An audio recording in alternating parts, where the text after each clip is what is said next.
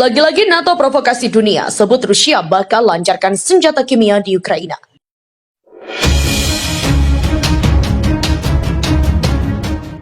Sekretaris Jenderal NATO Jens Stoltenberg mengatakan bahwa Rusia mungkin menggunakan senjata kimia setelah invasinya ke Ukraina. Dia menegaskan langkah seperti itu akan menjadi kejahatan perang. Dalam beberapa hari terakhir, kami telah mendengar klaim yang tidak masuk akal tentang laboratorium senjata kimia dan biologi, kata Stoltenberg.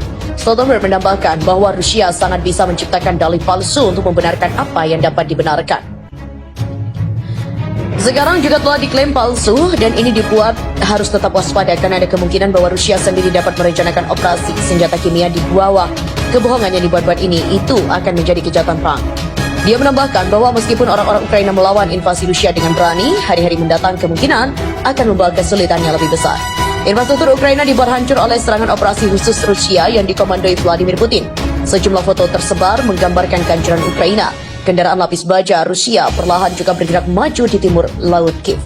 Tampak kendaraan berhenti selama berhari-hari dan sebuah lapangan terbang militer di selatan kota di Kiev juga telah dihantam rudal. Hancurnya landasan pacu, depot bahan bakar dan gudang amunisi dihantam rudal Rusia. Saat ini sebagian besar pasukan darat Rusia ada di sekitar 15 mil dari pusat serangan. Kekuatan besar juga telah menyebar dalam upaya untuk mengepung kota setelah mereka merebut pinggiran barat laut termasuk Irpin dan juga Bucha. Tampak juga asap hitam tebal membumbung dari pinggiran timur Kiev pada Sabtu 12 Maret. Akan tetapi belum ada tanda-tanda pasukan darat Rusia bergerak ke pinggiran. Meski pemandangan itu terjadi, mantan pejabat NATO mengatakan dia skeptis bahwa pasukan Rusia akan mendapatkan banyak keberhasilan dari serangan brutal di Kiev. Mantan Wakil Sekretaris Jenderal Ross Mueller mengatakan dia yakin taktik saat ini menunjukkan tanda kelemahan dari pasukan Putin. Dia skeptis terhadap setiap keberhasilan di ibu kota yang disebut-sebut sudah dikuasai Rusia. Dia melihat logistik Rusia buruk dengan mengatakan tidak percaya mereka memiliki pasokan bahan bakar yang cukup untuk pertempuran di kota. Meski militer Rusia melakukan penyerangan, tapi militer Ukraina dan warga masih bersiap untuk melakukan serangan balasan habis-habisan. Belum lagi, kata dia, 3 jenderal kepercayaan Putin telah terbunuh bersama 20 orang pejabat militer lainnya. Ross Mueller juga mengatakan invasi Putin gagal meski telah yang juga menyebabkan hilangnya 173 tank, 12 pesawat dan 345 kapal induk. Dia lantas menyinggung pernyataan Presiden Ukraina Zelensky yang mengatakan jika kekuatan militernya telah menimbulkan kerugian terbesar bagi Rusia. Dia mengatakan 31 kelompok taktis batalion Rusia tak mampu bertempur. Presiden Ukraina juga menuntut pembebasan wali kota Melitopol yang diculik Ivan Fedorov yang ditangkap setelah dia menolak bekerja sama dengan Rusia. Kejadian itu terjadi saat serangan Rusia berlanjut di seluruh wilayah meski ada gencatan senjata. Gubernur Donetsk Pavlo Kirilenko mengatakan kargo kemanusiaan bergerak menuju Mariupol. Pasukan Putin juga dikatakan telah menembaki sebuah masjid yang menampung 86 orang termasuk 34 anak-anak di kota Mariupol dan kini pinggiran timurnya telah jatuh ke tangan Rusia. Belum diketahui apakah ada korban jiwa. Mykolaiv tetap berada di bawah pengeboman berat sementara artileri dan serangan udara baru telah menargetkan Dnipro dan Kropivitsinski. Invasi Rusia ke Ukraina juga telah berlangsung selama sepekan yang berdampak besar pada berbagai sektor kehidupan di Rusia. Sanksi ekonomi yang dijatuhkan negara-negara Barat dan Eropa juga memberi efek luar biasa pada perkembangan ekonomi negara itu. Tak hanya masalah dalam negeri Rusia yang berimbas dari sanksi ekonomi, melainkan juga harga pangan dan energi di negara Barat lebih mahal. Namun hal itu juga berbeda yang dirasakan oleh Presiden Putin. Dilansir dari portal Jogja.com dari laman Aljazeera.com, Putin menyebutkan sanksi yang dijatuhkan terhadap Rusia akan bangkit kembali terhadap Barat. Menurut Putin, Rusia akan alami kebangkitan baru termasuk dalam bentuk harga pangan dan energi yang lebih tinggi dan Moskow akan menyelesaikan masalahnya dan menjadi lebih kuat.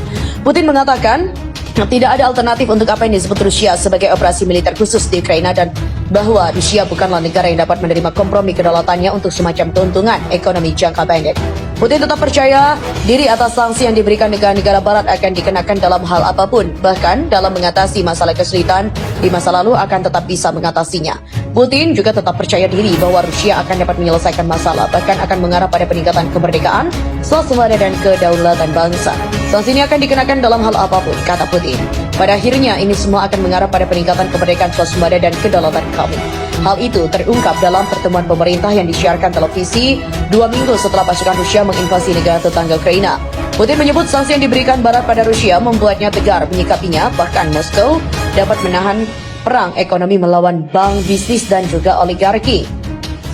Rusia menurut Putin merupakan produsen energi utama yang memasok sepertiga gas Eropa akan terus memenuhi kewajiban kontraktualnya, meskipun telah dikecam dengan sanksi komprehensif termasuk larangan pembelian minyak oleh Amerika Serikat, kemudian menutup impor minyak Rusia ke pasar Amerika. Sanksi ekonomi yang dijatuhkan sejak invasi 24 Februari memberi dampak besar terhadap perkembangan ekonomi. Tetapi pemerintah Putin percaya diri mampu menyelesaikan masalah pangan tidak berdampak atas invasi Rusia, karena Menteri Pertaniannya melaporkan pada pertemuan itu bahwa ketahanan pangan negara itu terjamin. Sektor energi, minyak dan gas adalah sumber pendapatan utama Rusia, tapi kini sanksi ekonomi akibat perang Rusia-Ukraina telah menyumbat sumber pendapatan itu. Rusia harus memutuskan cara lain mendapatkan pendapatan negara. Akhirnya India dipepet untuk diajak Rusia memperdalam investasi di sektor minyak dan gas, seperti mengutip Kontan. Kerjasama ini diharapkan memperluas jaringan bisnis penjualan perusahaan-perusahaan Rusia di ekonomi terbesar ketiga di Asia itu. Ekonomi Rusia juga menghadapi krisis terdalam sejak runtuhnya Uni Soviet pada 1991 ketika Barat menjatuhkan sanksi berat atas invasi Moskow ke Ukraina. Beberapa sekutu Barat juga telah mendorong India untuk mengutuk tindakan Rusia di Ukraina setelah New Delhi abstain dari pemungutan suara di PBB untuk menentang Moskow dan terkait dengan pemasokan senjata. Impor minyak Rusia juga sudah dilarang AS dan Inggris. AS menyebut impor tersebut akan dihapus secara bertahap pada akhir tahun. Keputusan ini dikhawatirkan banyak pihak karena disebut akan lebih mengganggu pasar energi global, di mana Rusia jadi pengekspor minyak mentah terbesar ke dunia. Perusahaan India yang diajak Rusia adalah pemegang saham di ladang minyak dan gas Rusia. Perusahaan Rusia termasuk Rosneft sendiri punya saham mayoritas di penyelingan Nayara Energy India. Minyak Rusia juga dibeli beberapa perusahaan India. Presiden Amerika Serikat Joe Biden menegaskan telah siap jika terjadi perang dunia ketiga, tetapi bukan di Ukraina.